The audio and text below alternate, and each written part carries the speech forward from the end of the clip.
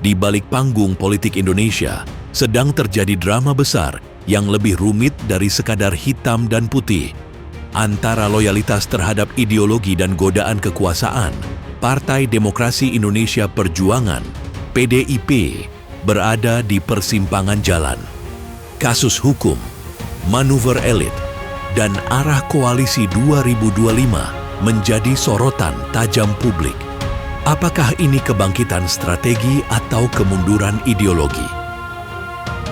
Kasus Hasto Kristianto mengguncang PDIP dari dalam. Dituntut 7 tahun oleh KPK, kasus ini tidak hanya menyerang seorang sekjen partai, tetapi juga simbol loyalitas partai terhadap Megawati. Reaksi cepat dari Ketua Umum PDIP yang langsung memanggil elit partai ke kediamannya menandakan ini bukan sekadar kasus hukum biasa. Ini adalah pertarungan persepsi publik, loyalitas, dan posisi tawar politik. Namun, benarkah ini murni proses hukum? Ataukah ada aroma politis yang tersembunyi? Megawati menyebut ini sebagai kriminalisasi partai. Jika demikian, siapa yang diuntungkan? Yang menarik, di tengah badai hukum ini, hubungan PDIP dan Prabowo justru menghangat. Dari rivalitas lama kini, menuju kerjasama yang mesra. Megawati dan Prabowo, dua tokoh sentral yang dulu saling berseberangan, kini terlihat sering berdiskusi soal posisi strategis di pemerintahan.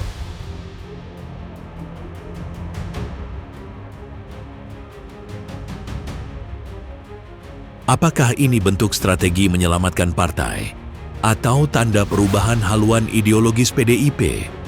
Di sisi lain, isu stabilisasi ekonomi dan perombakan lembaga negara jadi bahan diskusi utama. Namun, kritik menyebut diskusi ini lebih pragmatis ketimbang ideologis. Pertanyaannya, siapa yang akan dikorbankan dalam kompromi ini? PDIP sendiri tidak satu suara. Ada kubu DPP yang lebih kritis, seperti Ganjar dan loyalis Megawati yang ingin menjaga jarak dari Prabowo.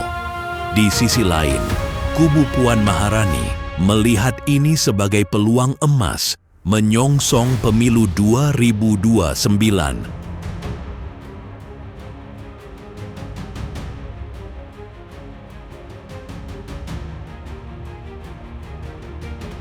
Puan dan timnya melihat pemerintahan sebagai panggung persiapan logistik dan konsolidasi kekuatan. Tapi sebagian kader khawatir, apakah bergabung dengan pemerintahan bisa menjatuhkan citra partai? Bagaimana jika terjadi skandal baru? Kredibilitas bisa hancur dalam sekejap.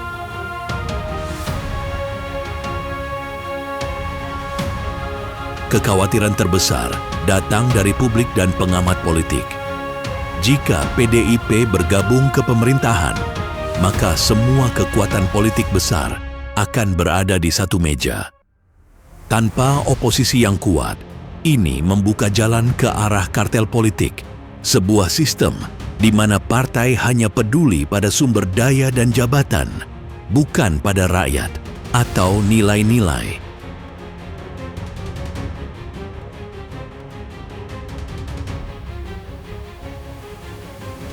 Dengan semua partai besar di kabinet, demokrasi bisa terancam jadi formalitas.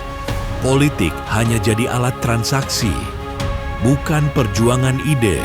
Apakah ini masa depan politik Indonesia?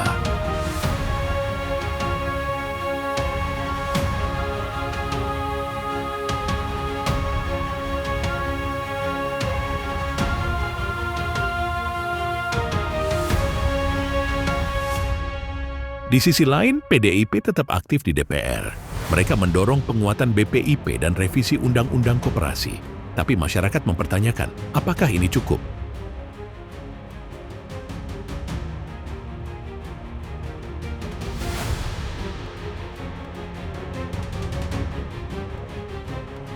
Kritik tajam muncul terhadap penggunaan dana negara, termasuk Himbara dan Danantara. yang dianggap tidak transparan. Risiko fiskal makin besar, namun kolaborasi partai-partai besar tampaknya tak terlalu peduli. Fokus kini bergeser ke pertarungan logistik jelang 2029, bukan pelayanan terhadap konstituen.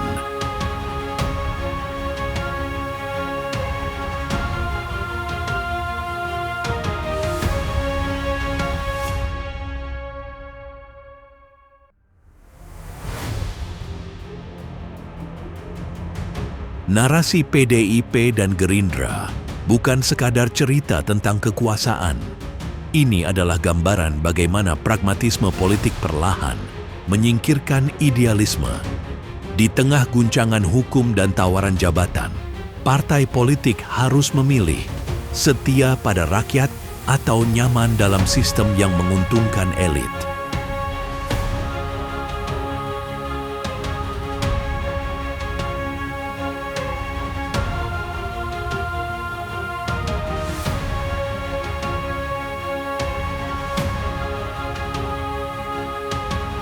PDIP kini di persimpangan besar. Jika salah langkah, mereka bisa kehilangan bukan hanya elektabilitas, tetapi juga jiwa perjuangan yang dulu mereka banggakan.